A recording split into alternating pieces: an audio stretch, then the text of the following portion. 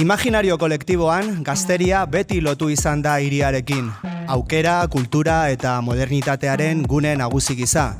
Baina irudi hori aldatzen hasi da. Gero eta gazte gehiago ikusten dute hiriaren zarata eta bizitasuna atzean. Eta bestelako bizimoduak bilatzen dituzte landa eremuetan edo herri txikietan. Zer bultzatzen ditu erdigunetik aldentzera? Zer bilatzen dute eta zer aurkitzen dute hiria zaratago? Noraino dira erabaki propioak eta noraino hiriko bizimodu garestiak baldintzatutakoak. Eta agian, etorkizuna ez badago erdigunea konkistatzean, baizik eta bizitza ertzetatik berreraikitzean?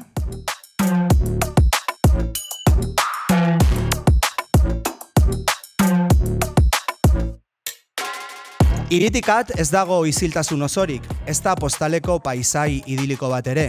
Badaude zerbitzuetara iristeko distantzia luzeagoak, garraiobide gutxiago, erakusleio gutxiago, baita anonimatasun gutxiago ere.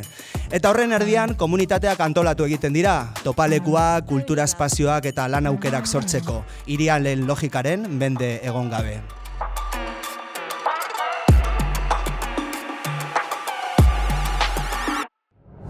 Denboraldiko azken atal honetan, hiriaren erritmo azeleratuaz pizka bat aldentzen gara, baina ez oso urrun. Urbanoaren eta ez urbanoaren arteko ertzetan arreta jartzeko. Bi munduen arteko tentsioak eta loturak aztertuko ditugu. Periferiatik konektatuta egoteak zer esan nahi duen gertutik ezagutzeko. Eta kultura, lana eta zaintzak nola antolatzen diren jakiteko hiria urrun dagoenean. Eta hortik abiatuta, atal hau gonbidapen bat da gazten geografia posibleak birpentsatzeko, paisai hibridoak esploratzeko, non hiritarra eta landakoa ez dira aurkako muturrak, baizik eta identitate beraren geruza ezberdinak.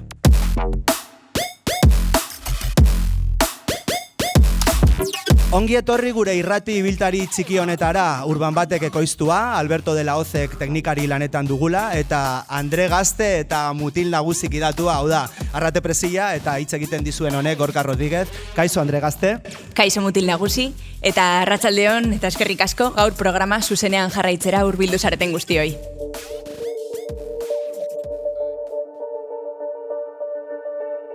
Gaur, ez gaude zuretzean ezta nirean ere. Oraingoan, hiriaz nekatuta, hiritikat atera gara. Betiko ahotsak, espazio programatuak eta agenda trinkoak atzean utzita, bestelako erritmo eta paisaien bila abiatu gara. Hiritik kanpo, ustekabeko topaketak eta harreman berriak sortzen direlako. Eta horrek, beste mundu batzuetara sartzeko ateak irekitzin dizkigulako. Eta ate horiek zeharkatzean, arroza koloreko gorila baten parean aurkitu gara, zuhaitzen artean zubiak eraikitzen, gorputza eta hotzaren bidez gertuko animaliak mugiarazten, eta keinu txikien bitartez koloreak eta ingurua eraldatzen. Pin gorila, arratsaldeon, non gaude, nora ekarri gaitu hiritik at egindako bidai honek? Laudion gaude, Aiaraldea ekintzen faktorian, eta oso espazio berezi batean. Askotan esaten dut sartzen zea, baina ezagizu noiz aterako zean. Bada, beste mundu batera eramaten dizun gune bat. Eta zer egiten du zu bezalako gorila larroza batek hemen?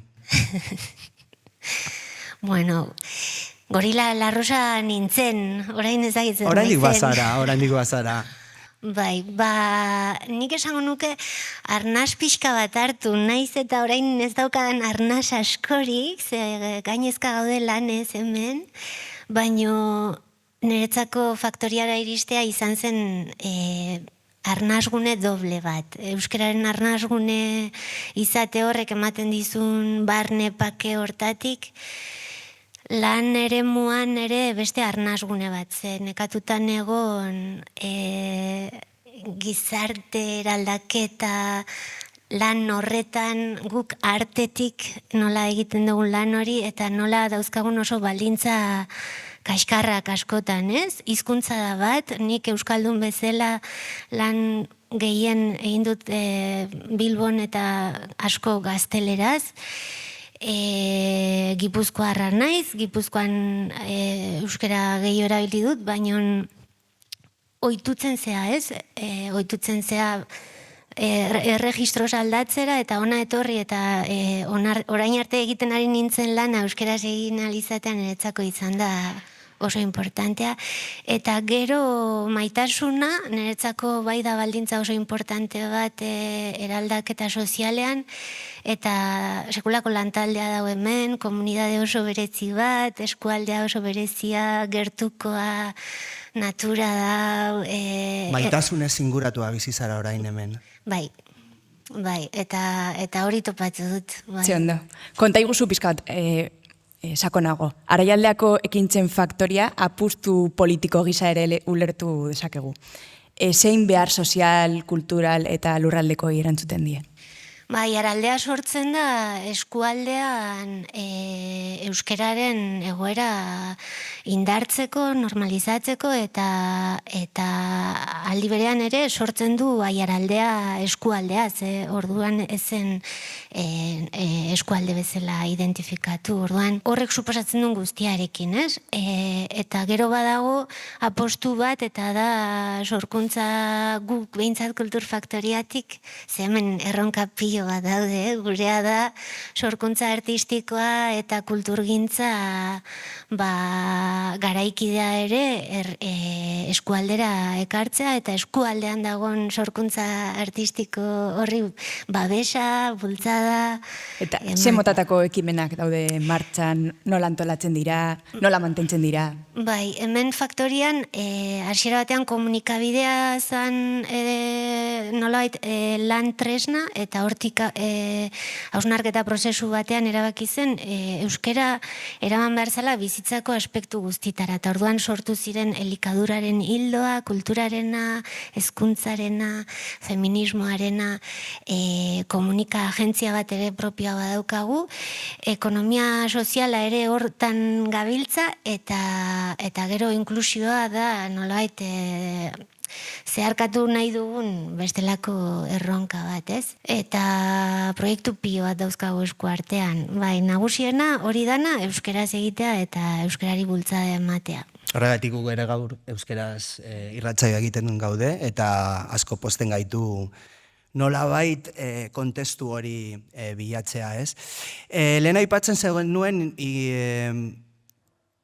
leku ez urbanoetan igual gehiegi ez duzula lan egin, gehiago lan egin duzula Bilbo eta Donostiako proiektu artistiko eta kulturaren ekoizpenean, eta hemen nolabait aurkitu duzula beste giro bat, maitasuna ere aurkitu duzula neurri handi baten, baina zer esan nahi du zuretzat kultura mailan, kultura ekoizle eta artista moduan, hiritik kanpo dagoen lurralde batean jarduteak?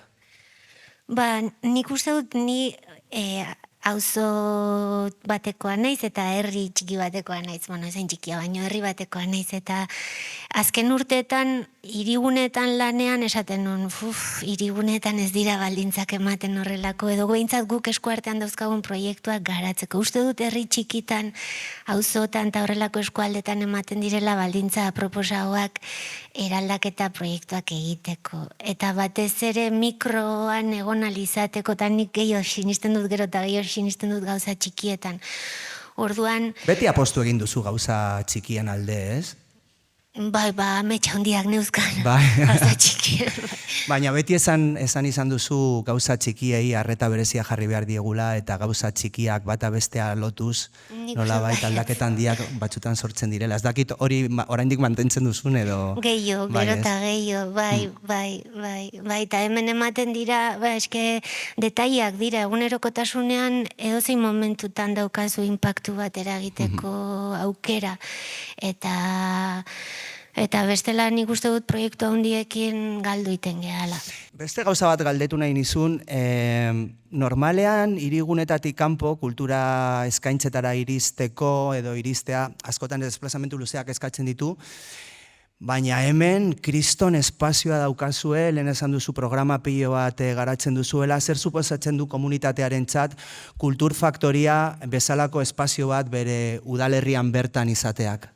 Nik esango nuke batzutan entzun dudalako ere, baino badala bestelako arnasgune bat pentsatzea zeu bai, ez? Gertu daukat horrelako espazio bat eta edozein momentutan joan naiteke egia da gero pilo bat kostatzen zaigula naiz herritik herrira joan edo herritik hirira joan. Nik uste dut hori revisatu behar dugula. Nik uste dut gure ohituretan moldaketa batzuk egin behar ditugula.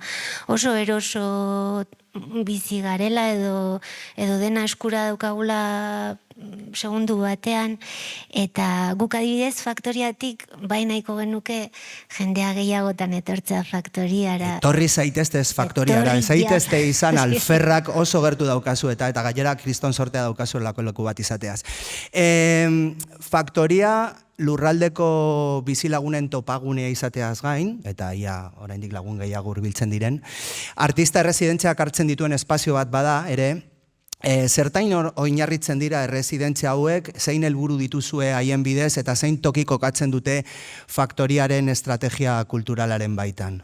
Guk egiten ditugu urtean 2 txanda residentzia artistikoenak, eta dauzkagu gure oinarriak mimo handiz definitu ditugunak, ez dugulako izan nahi beste espazio bat non errepikatzen ditun logika kultural politiko batzuk, ze kultur politikak oso toksikoak dira, eta atrapatzen gaituzte eta bukatzen dugu danak ia berdin programatzen eta bar, eta hemen resistentzia ariketa importante bat egiten ari gara, adibidez oinarri arinak eukitzeko, irakurtzeko errexak izan daitezen, aurkeztu daia beharra daukan edonor, adina jeisten goaz gero eta gehiago, ez da ez dut zertan karrera bat ikasi behar egonaldi hori egiteko, interes artistiko bat balin badaukazu, ongi etorri.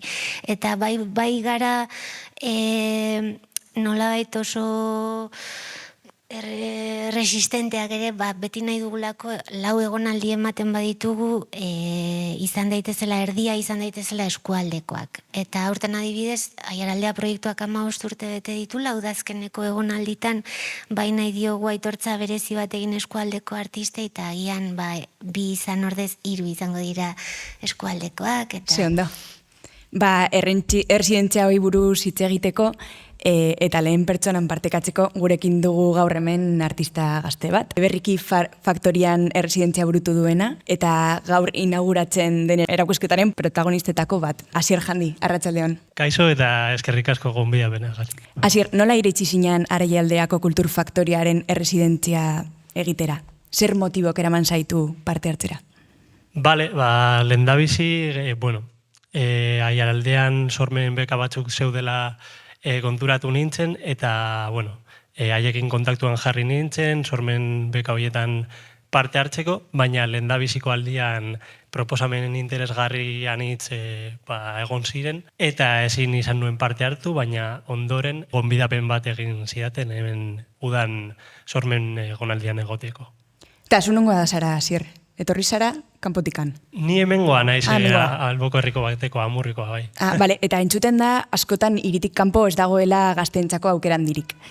Zuk barrutik bizi izan duzu errealitate hau. Nola ikusten duzu? Zein aukera eta erronka aurkitzen dituzu horrelako teistunguru batean? Batez ere sortzerako orduan, artista moduan.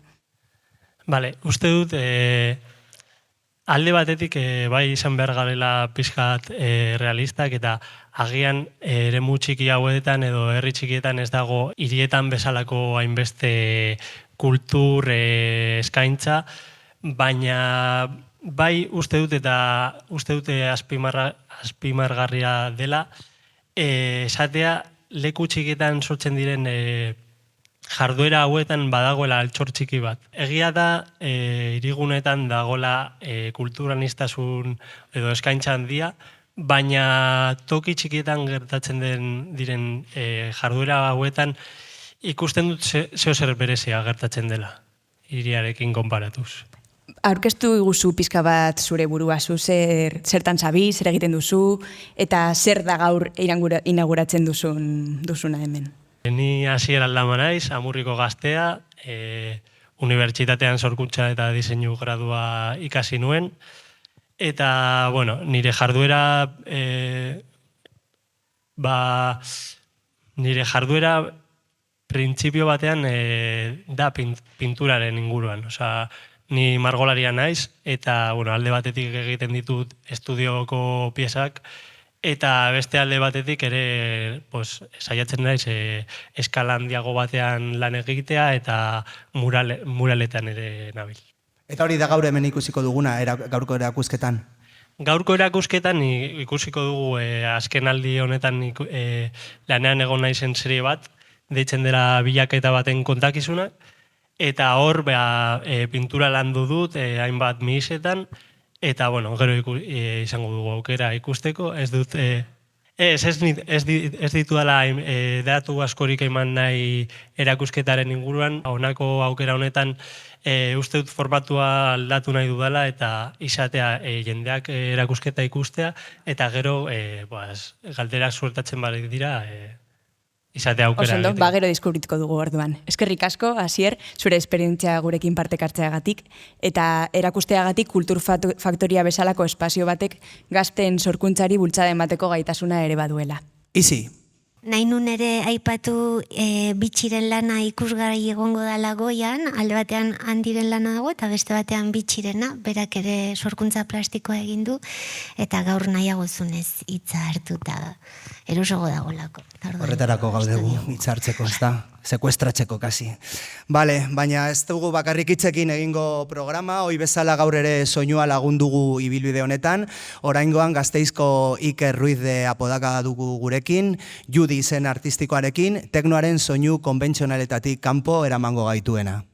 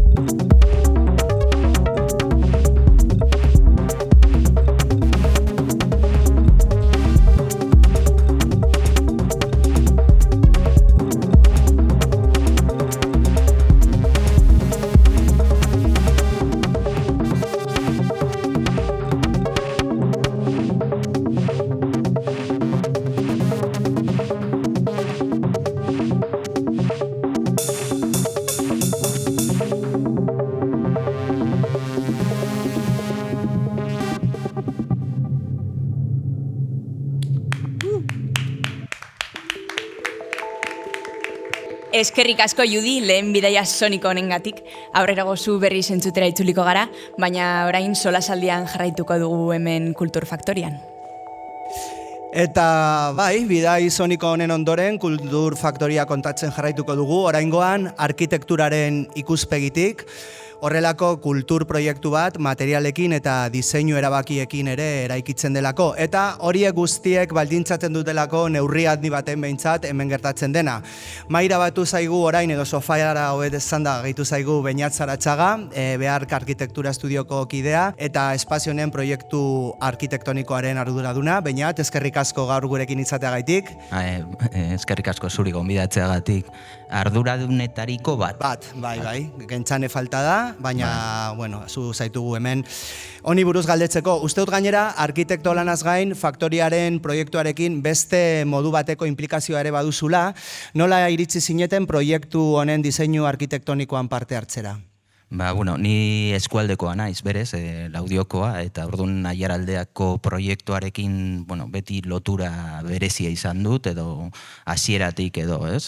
Uste dut eskualdean oso proiektu importantea izan dela, bai komunikabidea eta komunikabidea sortuta denbora batera, bai hasi zirela pentsatzen hasi ginela pentsatzen bestelako esparruetara heltzeko beharra zegoela, ez?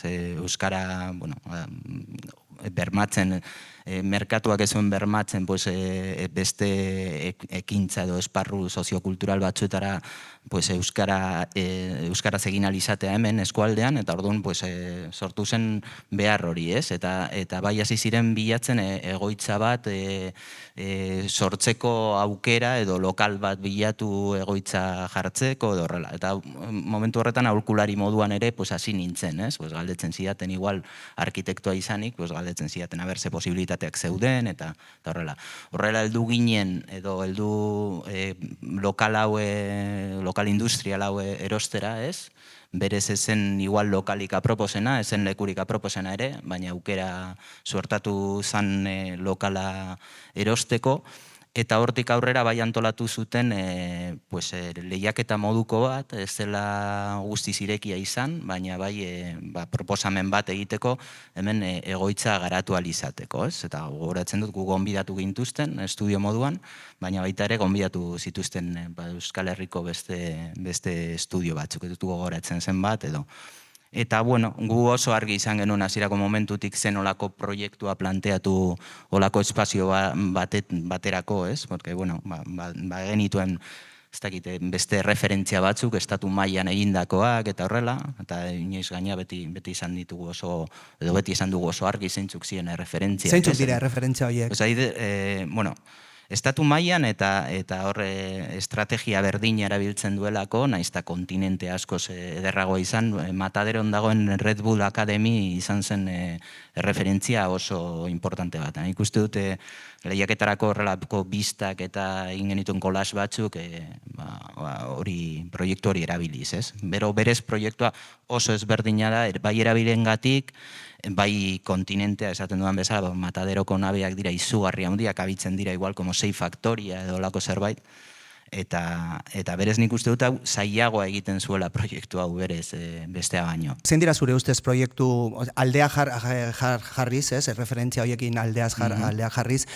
Zeintzuk dira zure ustez proiektu arkitektonikonen gako nagusiak, nola egokitzen da komunitatearen beharretara, lehen esan duzu agian ezela eraikinik aproposena, ez? Nola egokitzen da komunitatearen behar izan hauetaraz, eta zein estrategia erabilizen duten faktoria espazio malgu, eroso eta erabilgarri bihurtzeko publiko eta jarduera desberdinetarako? Hombre, estrategia nagusia hori matrioska estrategia deitzen diogu, ez? Edo deitzen dioguna da. Azkenean da figurita edo Rusia rauek sartzen direla bata bestearen barruan, ez? Eta hemen berdina egin genuen, azken finean, bazegoen eraikin bat, ez? Eta zentzu fisikoan, egin genuen hori beste eraikin txikiago batzuk, barruan sartu, ez? Aprobetsatu horrek ematen dizkigun abantaiak, ez? Abantaia termikoak eta sortzen dugu olako koltzoi termiko bat, baina gero beti esaten dugu ere, egin genuena ez zela hori bakarrik zentzu fisikoan baizik eta sartu genituela, eta horrek egiten zuela Aiaraldeak ere ez, edo faktoriak egin behar zuela, harreman multzo handi bat, ez, sartu beste marko orokor handiago batetan, ez, harremanak esaten duanean, hemen sartu dira, egiten dira gauza oso ezberdinak, ez, daude aktibitatea oso ezberdinak, dago komunikabidea, dago hezkuntza, dago kultura, eta orduan harreman guzti horiek sartzen genituen marko berezi batetan, ez? Bueno, ere zegoen ekonomatoa ere oso aktibitate gaina oso erabilera potentea zala programari begiratuz, ez da asko baldintzatzen zuela. Eta orduan, pues hori da estrategia, ez? Matrioska estrategia hori da bereziena. Gero bai sortu genuela, eraikin horiek, eta bai oso argi izan genuen hasierako momentutik, kalitate espaziala oso importantea izango zala, holako espazio batetan, gehien bat ikusita hori kontinentea berez zegoen eraikina etzela oso ederra, ez? Eta lortu behar genuela zerbait erakargarria egin ere jendea erakartzeko ona, ez? Eta orduan bai hasi ginen estrategia hori lantzen, herritxo baten moduko zerbait sortzea hemen, ez? Bere espazio publikoekin, bere plazarekin, bere espazio pribatuagoekin, goiko auzoa, eta horrelako estrategia bat landu genuen. Hau izan da pixka bat estrategia, baina arkitekturatik ikusita. Erabiltzaile moduan izi, zu nola uste duzu moldatu dela arkitektura zuen beharretara?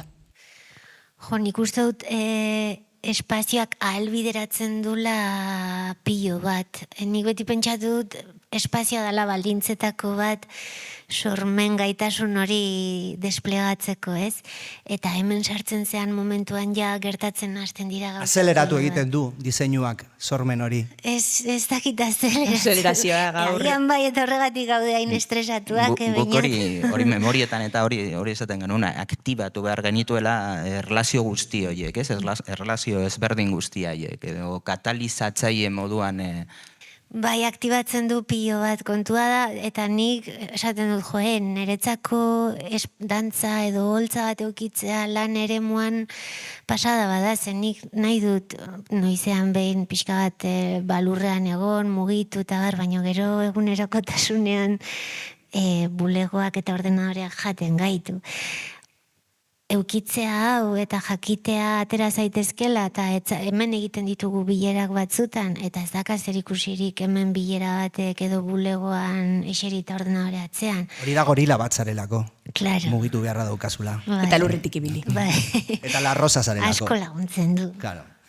Eta gertatzen da batzutan, no? Erabiltzen hasten garenean eraikin bat, bizitzen hasten garenean, berra aldaketak gertatzen dira, aldaketak egin behar ditugu. Faktorian, horrelako egokitzapenak egin izan behar dituzue? Hemen, behin eta berriro, aukera artistak datozenean adibidez esaten diegu edozein eremu izan daiteke zure lana erakusteko eremu bat, eta hori da pasada bat. Adibidez, bota... Eta oso gauza politak gertatu dira etorri den jendearekin. Ni adibidez nola erabili duten sortzaileak etorri direnean nola erabiltzen duten espazioa, edo nola erabili duten espazioa, oso, bueno, egon dira adibide oso ederrak. Bota adibideren bat, nola eraldatu dute espazioa? Neretzako, nerea eta zuri etortzen bat zeizu beste bat bota, Sua grupekoak etorri zirenean Detroiteko konpainia bat, beraiek ibili ziren hemendik eta, klaro, beraiek euskara ez dute erabiltzen eta horre hizkuntzarekin ere bageneuzkan gure trabak, esaten nola elkar biziko gara denbora honetan. Hasieratik esan genien zein zen gure markoa eta bale, eta orduan beraik bitartean ikusten ziguten gure proiektua, gure erronkak, nola egiten genuen lan, kokatu zien naita goiko plazan, egonaldia egitera. Eta orduan gulanean ginen bitartean, beraiek zeuden dantzan, bueltaka, eta naita jarri ziren hor, nolabait modifikatu nahi zutelako ere gure lan egiteko modua, eta gure lan egiteko moduak beraiena modifikatu zutela. Nik hori amestu dut duela 10 urte, nik esaten dut, nik nahi dut lantegietan sorkuntza artistikoak gertatzea. Niretzako delirio bat zen. Eta hemen gertatzen dira gauza, oie. Eta gero nik esaten nuen, ni egon naiz lan eremu batzutan artea sartzen, eta hor elkar bizitza ez da erreixa, ze normalean jendeak epaitzen du hor gertatzen ari dena, eta hemen sekulako errespetua dago, eta begirunea dago, eta hori pasada bat da, eta hori espazioak albideratzen du. Beñat, espazioari dagokionez, edozein proiektu arkitektoniko zaila da, ez? Eta tentsio askoren artean mugitzen da, lehen ere aipatzen genuen, ez? Elkarrizketa honetatik kanpo. Hartu behar dira kontutan espazioaren ezaugarriak, baldintza normatiboak, arkitektoaren sormen desira eta ezagutza teknikoa, bezeroaren beharrak eta gustuak, aurre kontuaren mugak beti daude, testuinguruarekin izan beharreko elkarrizketa eta gaur egun gainera testuinguru ekologikora egokitzeko premia, ez? Non arkitekturak ere bere erantzunkizuna baduen. Ekintza Faktoria bezalako proiektu kolektibo eta komunitario baten kasuan non gainera horren beste ahots parte hartzen duten, nola kudeatzen da eta nola ebazten dira tentsio horiek emaitzak indarez berdinei aldi berean erantzun alizateko. Egia da, tentsio handiko proiektua izan zen, eta zaila, eta bide osoan ikuste dut horre, oso nabarmenak izan zirela, ez? Nik uste gehien bat baldintza edo gehien tentsionatu zuena proiektua, baldintza ekonomikoak ziren, beti gertatzen den bezala, ez? Porque azken finean baliabide urriak zeuden, eta, bueno, nik uste, bai ere sortu ziren bestelako tentsio batzuk, esan nahi dut, nik uste dut proposamena nahiko berriztatzai, guretzako igual ezain beste, ez? Ereduak genituen, ezagutzen genituen beste leku batzuk, gero olako espazioetan naizta lehen jarri dut adibide bat, baina ezagutzen genituen Frantziako leku nahikotxo horrela funtzionatu dutenak, naizta igual itxuraz ezain berdinak izan, baina hori gero azaltzea eta benetan konbentzitzea, esen hain erreza izan ere ez. Eta gainera beti sortzen da hor, beti sortzen da duda, beti izaten da, eta normalagoa egiten badugu ez da errezagoa izango eta berez merkeagoa izango da eta lortuko dugu egitea. Eta, gu gauza basko oso argi izan genituen eta beti izan ditugu, adibidez, espazioak izan behar zuela nolabiteko berezitasun hori, eta kalitate espazial hori sortze behar genuela, edertasuna ere bilatu behar genuela zentzu batetan, oso importantea zelako jendea erakartzea, ez dakit gero itzengo dugun horretaz, igual. Nola kudeatzen diren tentzioi, esango nuke ere, beste tentzio asko normatiboak ziren, ez? Hau oso proiektu zaila da enkajatzeko normatiboki, igual hori da arkitektoen kontua, da gauza bat geratzen dena horre izkutuan, jendeak ez duela ikusten, baina benetan oso imaginatiboa da, hemen hartu ziren edo soluzio guztiak, normatiboki enkajatu alizateko olako leku industrial batetan, eta daudera bilera pilo, eta hori guztia justifikatu behar da modu batean edo bestean. Eta horrek ere tentsioak eragiten zituen. Baina, tentsioak uste dut konpondu zirela guztion partetik zerbait ematen, ematen eta ere errenuntziak egiten. Bai aiaraldeko gerentzia edo kudeatzaileak, bai gu, hori, negoziatzen. Bizitza negoziazio batelako. Negoziazio luze bat. Eta azkenean, atera zan, eta ni beti esaten dut, hau mirari bat dela, gero, gaina egin zen auzolanean ere horrek ere tentzioak sortzen ditu. Azkenean ez da ohikoa olako espazio bat, ez dago guztiz auzolanean eginda, ezinezkoa delako, obra bat egon zan hemen, obra esan nahi dut normalizatu bat edo, baina eta oso zaila da konbibitzea obra normal bat ere, gaur egun oso burokratizatuta dagolako dana, eta auzolana, baina hori ere lortu egin zen, eta nik uste dut mirari bat dela. Bai, tentsioetaz aparte lortu duzue. Gauza asko, hori izan nahi nuen ere, gauza asko ez ziren egin, ez ziren lortu proiektuarenak, eta guk arkitektok beti nabaritzen ditugu egin ez diren gauzak, ez? Nik uste dugu proiektuare, hori, kanpo aldera zabaldu barzala eta horrela, baina dena den mirari bat da lortu egin zena, eta nik uste dut, pozik egoteko dala.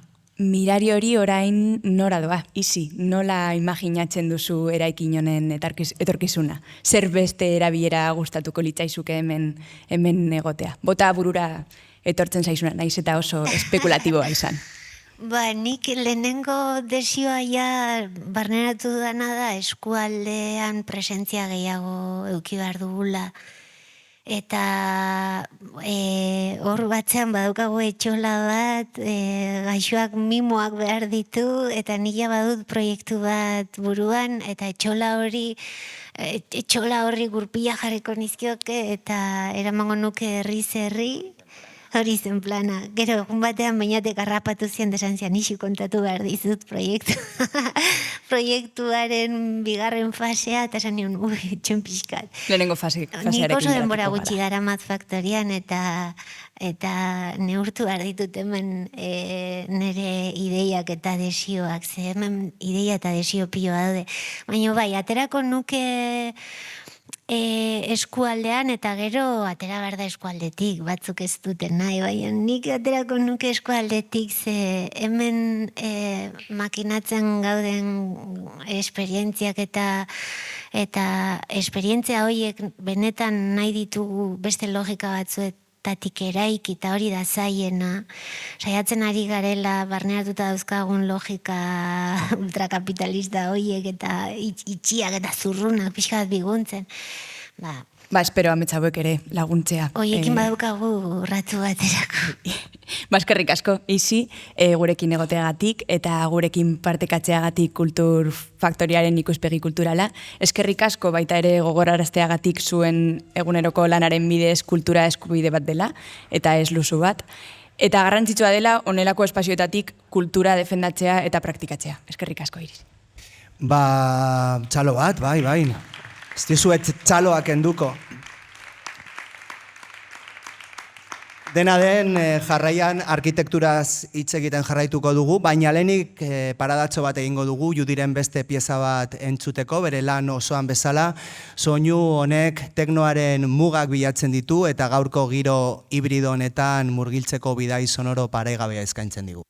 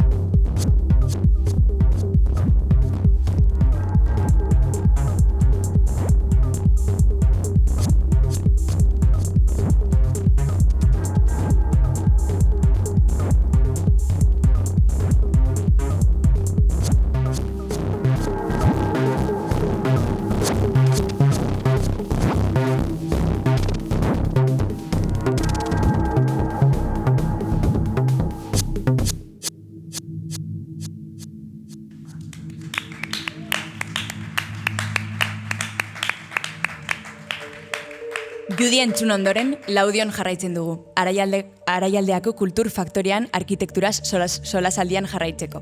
Beñat Saratxagak Araialdeako arkitektura proiektua azaldu digu, eta orain, Garasi Merodio gehitu zaio. Garasi, Opción 18 kolektiboko arkitektoa da. Arkitektura sozial, iraunkor eta parte hartzailearekin konprometitua dagoena. Obra irekiak deritzon proiektuetan dabiltzate lanean. Haien ustetan erabiltzaileak dira protagonistak eta abiapuntua. Horregatik pertsonentzat eta pertsonekin eraikitzen dute. Opción 18 horrelako prozesu inklusiboak eta komunitarioak sustatzen dituzte. Garasi eta beinatekin solasaldia zabalduko dugu. Eraikin honetatik haratago begiratzeko. Diseinu arkitektonikoa, arkitektura parte hartzaileekin nola gurutzatzen den jakiteko. Ea laguntzen diguten, hobeto ulertzen, nola diseinu arkitektonikoak eraldatu dezakeen lurralde bateko bizitza kulturala eta komunitarioa. Garasi, ongi etorri. Eskerrik asko. Garasi, opzion 18 eguneroko bizitzari oso lotuta dagoen arkitekturatik lan egiten duzue. Talde gazte eta disiplina anitzeko batekin. Nola sortu zen kolektiboa eta zer da zuen lan egiteko modu hori bultzatzen duena? Bueno, nik uste dut, kolektiboak bere sorkuntza prozesu partikularra eta naturala eduki zuen, ez? Beti gertatzen den moduan. Baina konkretuki eta laburbilduz usteot desira kolektibo bati erantzuna emon ziona izen zan, ez? Gure kideak denok sinisten gendun arkitektura beste modu alternatibo baten bidez landu, pentsatu, ulertu ahal zala, eta usteot kolektiboak desira hori errealitate bihurtu zuena izen zan. Zein da arkitektura alternatiba, edo zelan unertzen dugu guk arkitektura alternatibo hori, gertuko arkitektura bat izan behar da, pertsonala, pertsona erdigunean jartzen duena, bai, zuek esan duzun moduen osando laburrildu duzuela, bai diseinu prozesuan, baita eraikuntza prozesuan ere, eta alternatiba ekologikoagoak bai eskaintzen dituen arkitektura bat euki behar da, ez? Bai materialean, eta bai, materialekin, eta baita eraikuntza sistemen inguruan. Parte hartze hori da parte hartzea diseinu prozesuan eta autoeraikuntza prozesuan bai. Zuek garatutako proiektuan implikatutako pertsonak, naiz eta teknikoak edo profesionalak ez izan, eraikuntza prozesuan ere parte aktiboak dira. Zer suposatzen du horrek zuentzat?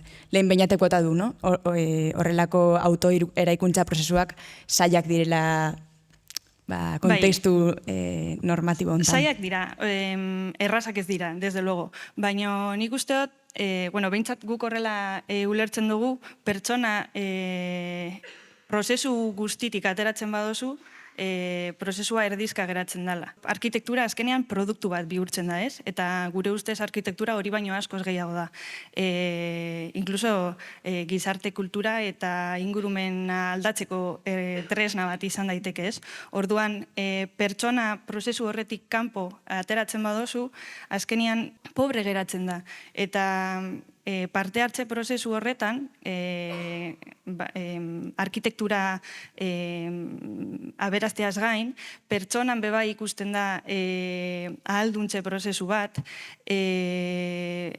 talde lana sustatzen dau, ez dakit, pertenentzia sentimendua beba indartzen dau, pio bat gauza gertatzen dira pertsona barruan sartzen duzun. Beraz, eraikuntzari buruz ezer ez dakien batek hurbildu daiteke zuen obretara, eta hor ze gertatzen da, golako tailerren bat, edo irakaskuntza espazio bat, bertan ikasten dituzte teknikak? Bai, noski.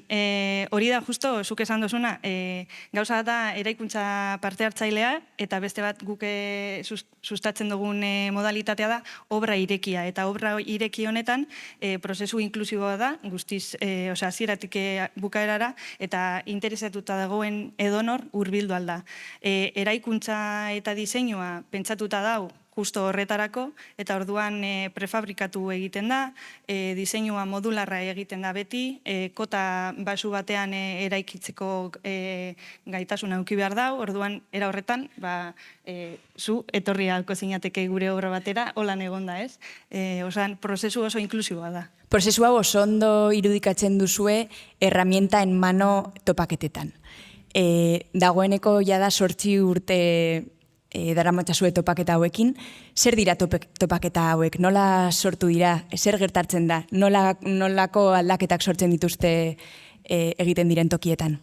Guk egiten dugu arkitektura parte hartzailea eta horretan egiten dugu lan, eta gero urtean behin antolatzen dugu topaketa hauek. Topaketa hauetan, guk konturatu ginen, arkitektura, parte hartze prozesuetan pioa gauza gertatzen zirela, baina horreri programa kultural bat gehitzen bazenion, topaketa askoz be aberatzago bat gertatuko zala, ez? Orduen, topaketa hauek dira, komunitate konkretu bateri, behar konkretu bateri, kolektiboki, hau da, komunitatean erantzun bat ematea. Eta behar konkretu hau, erabilera kolektibo bat eta ireki bat eduki behar dau. Horretarako, 4-5 egunetan komunitate horretara hurbiltzen gara bai gu, antolatzaileak, baita 30 gazte, orokorrean gazteak izaten dira, baina 50,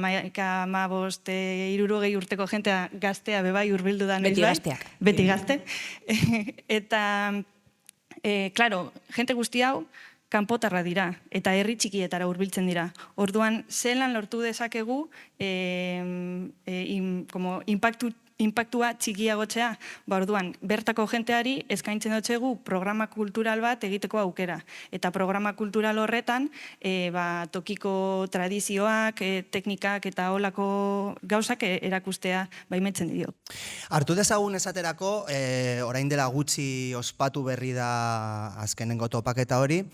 Hori adibide gisa hartuta, nola erabakitzen duzue, non antolatzen den topaketa bakoitza, nola egiten duzue bertako beharren diagnosia, nola erabakitzen duzue tokiko zein beharrei erantzun, eta nola implikatzen da bertako jendea zuen esku hartzetan. Esan duzu kanpotik jende asko doala, baina bertakoak nola implikatzen dira proiektu arkitektoniko hoietan.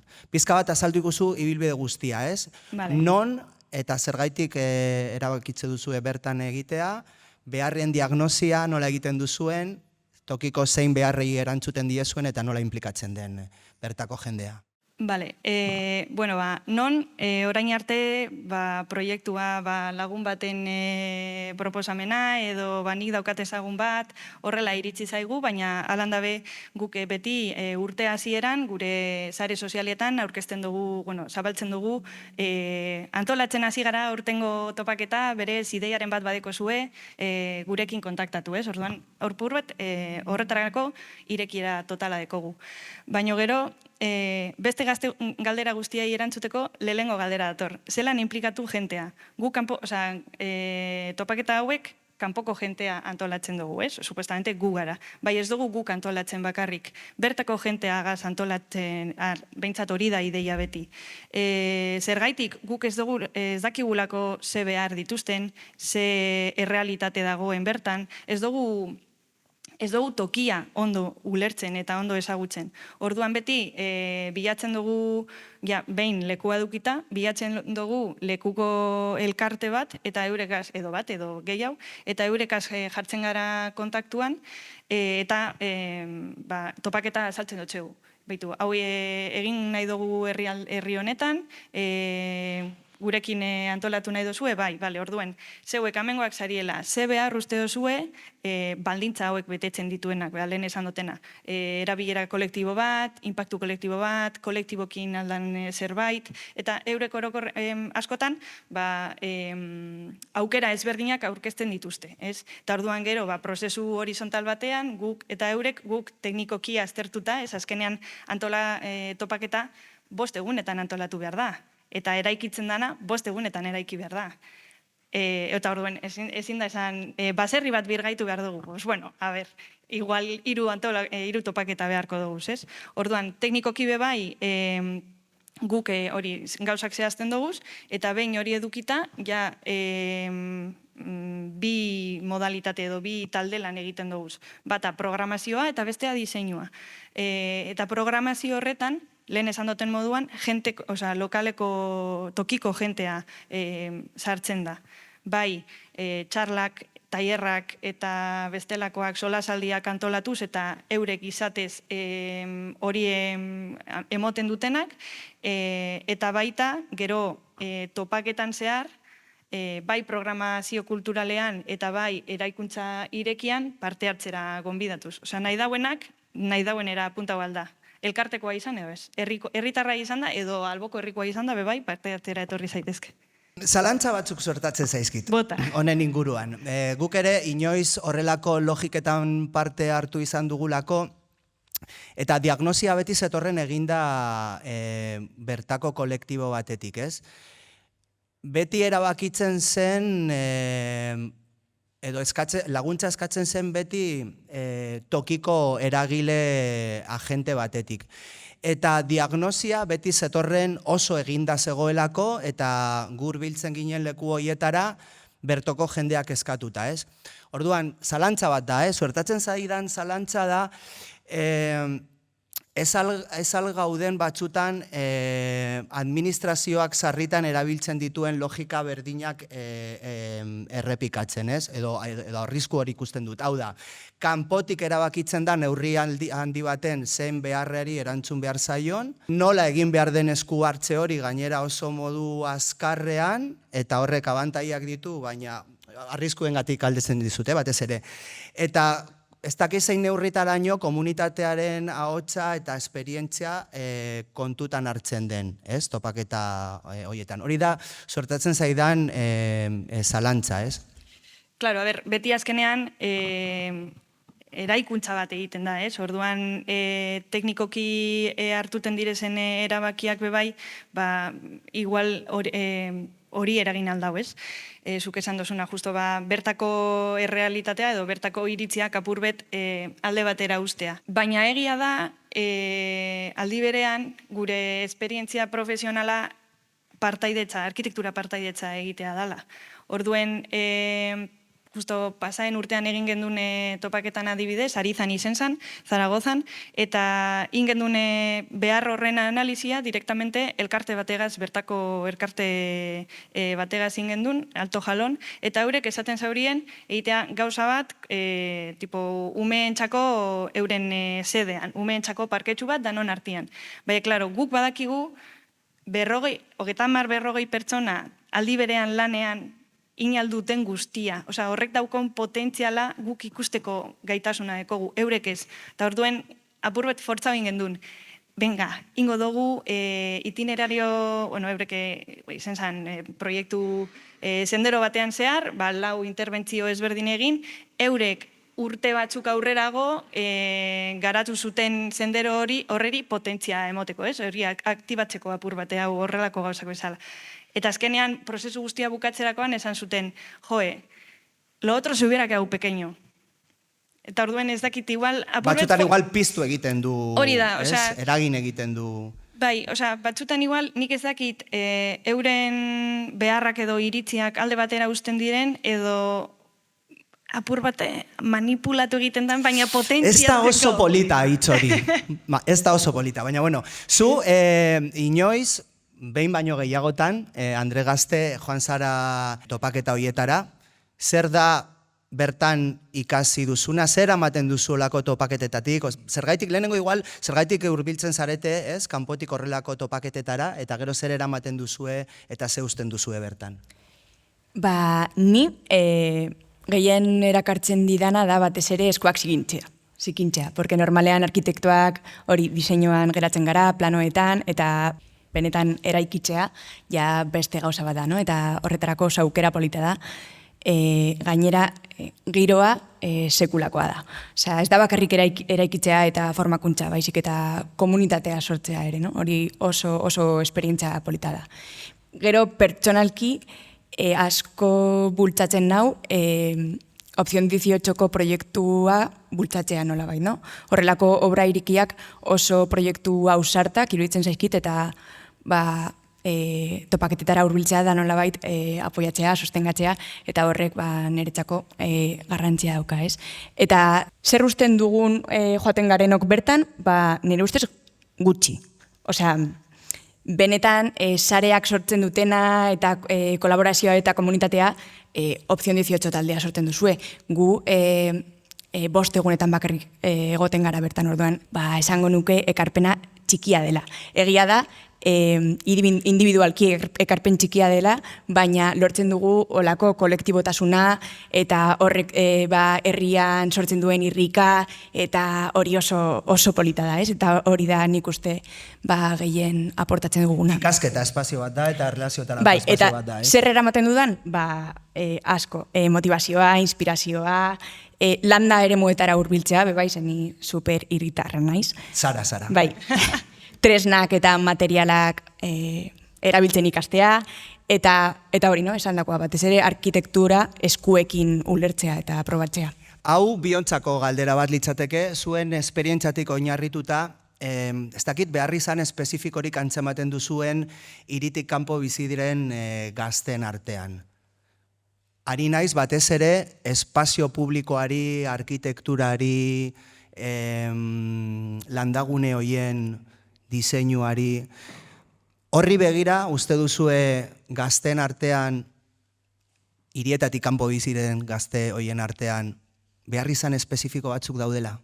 Ez dakit behar izan espezifikoak dauden. Nik uste dut azkenean konteksto bakoitzean bilatu behar dituzula behar izanak, ez? Eta hori arkitektura naiz eta biatu prozesu parte hartzaile batetik edo naiz eta ez egon prozesu parte hartzaile hori, ez? Bilatu behar duzu zenolako kontekstuan ari zaren interbenitzen edo proiektatzen, eta hori oso garrantzitsua ikusten dut. Orduan, azkenean, behar guzti horiek edo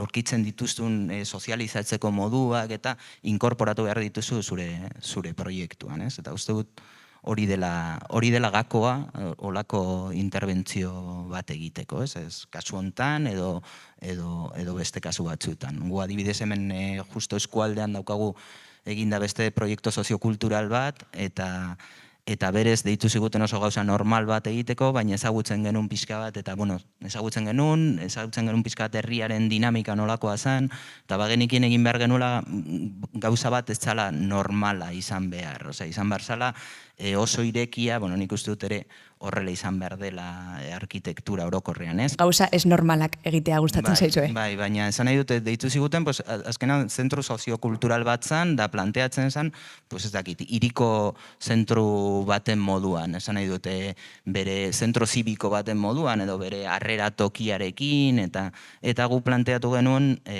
zen Arrankudiagan hemen ondoko herri batetan, eta bagenekien nora erabiltzen zituzten herriko etxeak eta gizarte etxeak ja horretik zituztenak, planteatu genuen gauza guztiz ireki bat, ez? Jendeak, herritarrak erabili alzituztenak, inori giltza eskatu gabe kasi, sartu aldirela edozein momentuan, ez dago harrera lekurik, ez dago kontrolik, ez dago, kontrola dago, esan nahi dut giltzak daude talakoak, baina esan nahi dut, eta lehiaketa irabazi genuen nik uste oso ondo ulertu genuelako zein zen kontekstua, zein zen herriko soziologia. Garazi eta gaztei dagokionez, uste duzu landa eremu hauetan beharrizan espezifikorik daukatela? Justo hasieran esan dozue zeuen sarreran, gero eta gazte gehiago hiritik landa lurrera edo periferiara joaten direla, ez? Eta guretzat, guri ailegatu zaizkigune kasuetan behintzat, normalean apustu ekologiko edo bizitza modu ekologikoago batean edo horren inguruko apostu baten inguruan, beharrak horren inguruan doaz, ez? Osea, zelan emon erantzuna modu ekologikoago batera. Eta horren inguruan, modu horretan, askotan landa eremu bat erosten dute, bertan produktuak, barazkiak eta holan jartzen da horiez, eta orduan egoera edo testu inguru horreri erantzuna emoten dioten eraikinak eskatzen dizkigute, ez? Baina, klaro, gazteak dira, gazteak naiz hirikoak eta edo periferiakoak ez dekogu diru askorik. Zu gaztea zara, ere. Ni bai, klaro, noski. Eta... Egia da, gaztea da. Horregaitik dago, hemen, zu ez zaude hemen gaztea zarelako, baina bera bai. Eta orduen, adibidez, autoeraikuntza, errekurtso ekonomiko gutxi eukitzeari alternatiba bat da, ez? Baita, periferian adibidez, beste material batzuk lortzeko aukera gehiago daude, edo aukera materialak berrera biltzeko. Ez dakit, nire aitonak bertan dauko pilo bat egur, eta lija apurtzu bategaz eta beste bategaz, una pintadita, eta listo, ez? Eta orduan, beste baliabide batzuk dagoz. Eta ze uste duzu egin dezakela arkitekturak, gaztek benetan propio egin ditzaten eta sentitu ditzaten espazio arkitektonikoak eta espazio publikoak? Nik uste dut hor oso garrantzitsua dela zuk esan duzuna lehen, guk ere erabiltzen du hori parte hartzearena eraikuntzan hori bai sortzen duela partaidetza sentsazio bat, ez? Eta hori, adibidez horrelako hemen gauden proiektu honetan oso agerikoa izan zen, ez? Nola jendeak azken finean margotu eraiki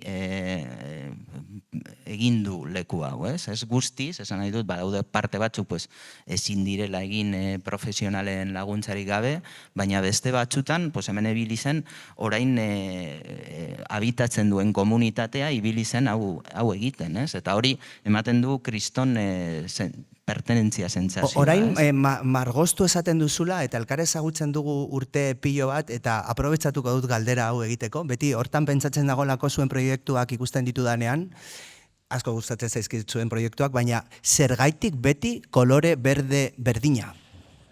Esango nuke ez dela beti kolore berdina. Nik ikusi ditudan guztietan berde hau dago. Baina bai, nik uste dut proiektuak azkenean permeatzen dute. Zaude garai batetan proiektu batekin eta sartzen da beste bat, eta azkenean erabiltzen dituzu errekurtso antzekoak garai horretan. Horregatik esaten dizut, gero badaudela beste bilakaera batzuk, baina bai.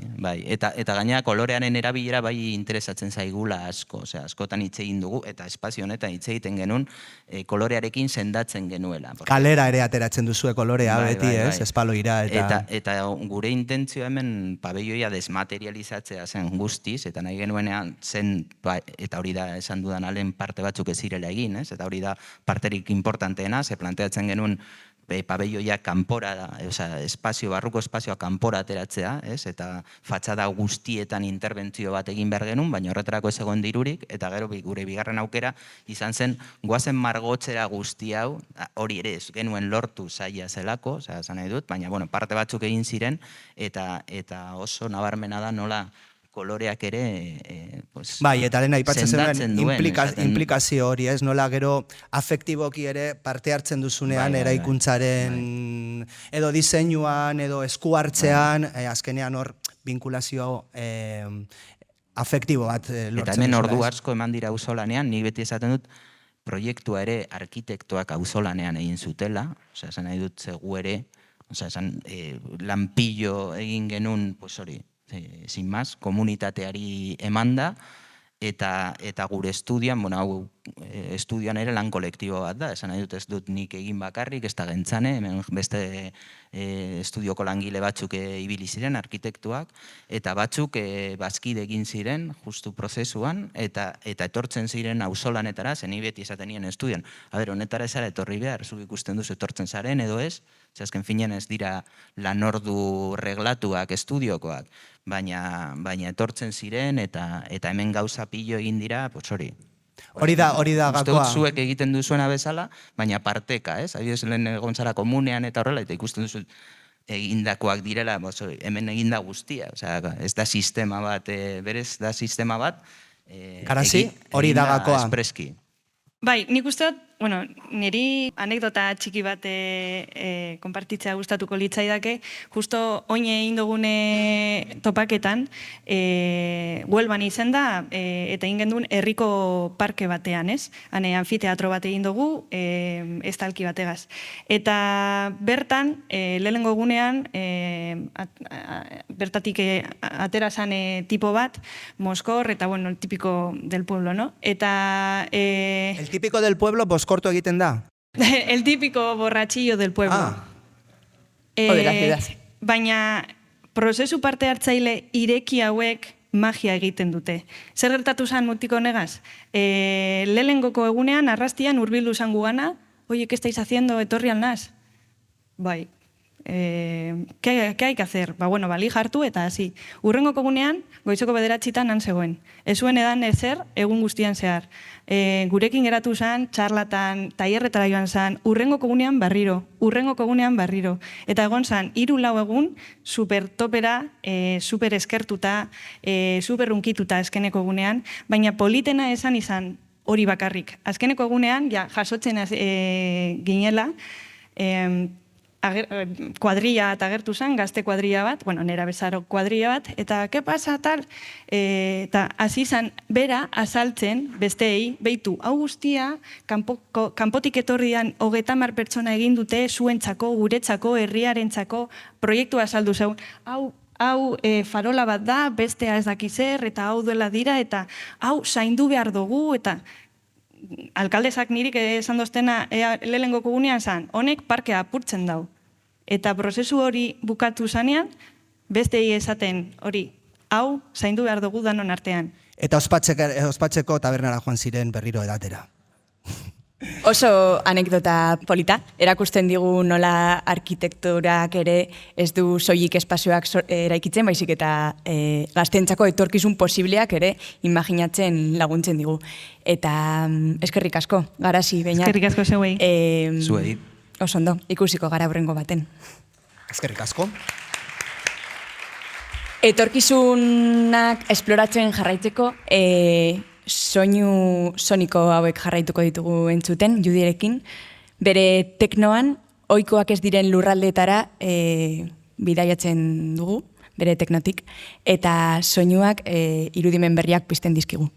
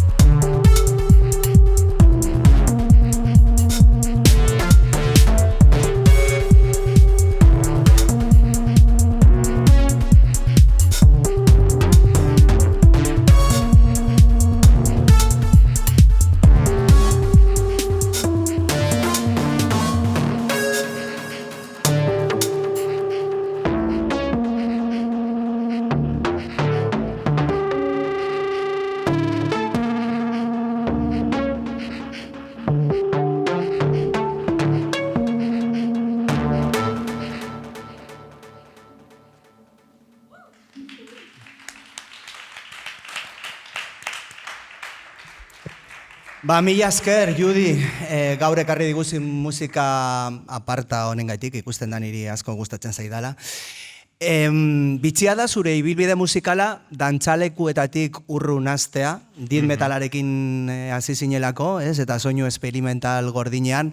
Zer eraman zintuen death metala eta esperimentaziotik teknora? Nik musika egiten duanean beti nire gauzak egita gustoko dut eta nire soinuak lantzea, eta horregatik hasi nintzen esperimentalean, bueno, pues, hori, soinu diseinuan eta holan mugitzen, eta aurkitu nun teknoan toki bat nun nire gauzak egin alditun, eta gainera jendeak dantzatu, eta benetan toki desberdinetara eraman, eta ez bakarrik nire etxean ustea. Orduan hori ikusten dut struktura oso on bat dela soinuarekin esperimentuak egiteko. Judizu Gasteizen jaio zinen. Bai. Zer eragin izan du zure inguruneak eszenatoki nagusietatik urrun egoteak zure ibilbide artistikoan? Bueno, ez dakit, ni Gasteizetik Bilbora mugitu nintzen, eta hori izan zen nagian gehiago teknoa ezagutu genuen tokia, eta bai dala niretzat hemen egotea beti da pixkat lasaiago egotea, eta gero kanpora noa jotzea, orduan bai dela nire indarra aurkitzen diot hemen egotari eszenatoki handitatik urrun, ze hori, gero horlako bizitzak eta horlako tokitatik gertu egoteak askotan faktura handia pasatzen dio gorputzari. Eta ze zailtasun uste duzu aurkitzen duela iritikat dagoen gazte batek sortzerako orduan? Bueno, zailagoa dela zirkuito handian sartzea, ez normalean zure inguruan eszena bat ez badago zaila da konexio berriak egitea eta toki desberdinetara jutea, baina baita ere uste ematen dizula perspektiba desberdin bat, askotan toki oso mainstream batean edo oso modan dagoen toki batean oso erraza da zure bide principalera adjuntatzen, orduan ondo dago usteet horretik kanpo pixkat egotea ikusteko benetan zuk zer egin duzun eta ez kanpoan dagoenari adaptatzea. Badago hemen euskal tekno eszena bat? Bai, uste baiet. Gerozetan diago egiten ari dena, eta gero artista mailan bai daudela artista asko, Gasteizetik aterata adibidez, daude Kastil, Kike Prada, artista handiak, hemendik atera direnak, eta bai usteet sortzen ari dela zena bat. Eta uste duzu nortasun propiorik baduela nolabait, eta aipatu dituzun artista guzti hoien artean zer nolako harremana dago, ez? Sareren bat dago, sareak josten dituzue? Usteet bai dagoela, ez dakite, justo artista horien artean, eta nire musikan baita horako gauzak gertzen ditut usteet, soinuarekiko oso detailarekiko oso interes handia, ez? Eta usteet hemen ateratzen diren artisten musika askotan oso experimentala dela eta detailari oso orientatua askotan. Eskerrik asko, Judi, gaur partekatutako musikagatik eta sorte hon etorkizunerako. Eskerrik asko.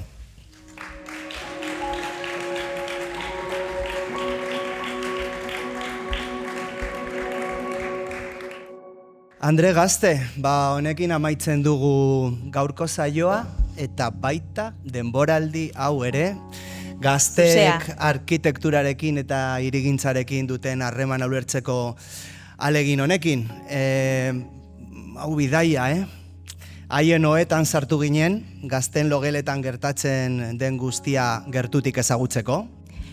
Kabi batean ere sartu ginen, jasangarri izateko pentsatutako etxebizitza prototipo batean, hiriaren erdigunetik bizitzeko eskubideaz jarduteko.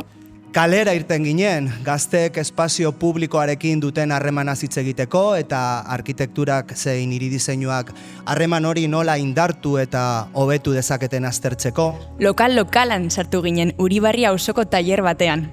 Bertan okupatutako eta hutsik dauden lokalak izan genituen hizpide, baita auzoko eskubideen aldeko borrokak ere. Txakurtegi baten sartu ginen, La Perrera bizitatu genuen Gaztei zuzendutako udalgunea, autonomia eremuaren beharrei eta zahartzen ari diren hiriei buruz hitz egiteko. Eta hiritik urrundu gara, ona iristeko, Araialdea kultura faktoriara, erdigunetatik kanpo bizitzaz eta sorkuntzaz hitz egiteko. Bide honek erakutsi digu gaztetasuna ez dela leku batekin lotzen, beste misimodu eta harreman modu batzuk irudikatzeko gaitasunarekin baizik. Bai, hirirako eskubideari buruz hitz egin dugu bidai honetan zehar pertsona askorekin, arkitektoekin, soziologoekin, irakaslekin, politologekin, artistekin, kazetariekin, aktivistekin, sukaldariekin, kulturakoeslekin eta baita gorila larrosa batekin ere. Ez dago bat ere gaizki, ez, lehen denboraldi baterako. Andre Gazte, eta zu nola bizi izan duzu esperientza? Esan beharra dago, bera arkitekta dela, eta arkitekta izanik hitzaren bidez espazioak irekitzea nola bizi izan duzu? Egia esan da, engantzatzen du lokutore moduan aritzeak. Oso esperientzia berezia izan da niretzat. Espazioak hiria eta arkitektura hitzaren bidez aztertzea oso erronka polita izan da, saia batzutan. Eta batez ere oso eskertuta sentitzen naiz, eskerrak parte hartu duzuen guztioi, batez ere gaztei, gure ahotsak eta begiradak ere hiriaren etorkizunaren parte izan behar dutelako. Eta hori, oso posik. Ze ondo, errepikatu beharko dugu. Nik ere oso ondo pasatu dudalako, baina gogoz geratu naiz beste 11 espazio ezagutzeko, arkitekturak eta erigintzak gure bizitzetan duten eraginaz hitz egiten jarraitu ahal izateko. Agur esaten dugu, baina kaleetan aurkituko dugu elkar, oraindik zabaldu gabe dauden espazioetan eta elkarrizketetan, eta baita gure Spotify eta YouTubeko kanaletan ere, non podcast bilduma hau entzungai eta ikusgai daukazuen. Beraz, sortea lagun badugu, eta oraindik bada hitzaren eta kulturaren bidez gurekin lurraldea esploratzen jarraitu nahi duenik, datorren urtean berriz elkar ikustea espero dugu, eta hori ez da nire etxean izango. Ez da nirean ere.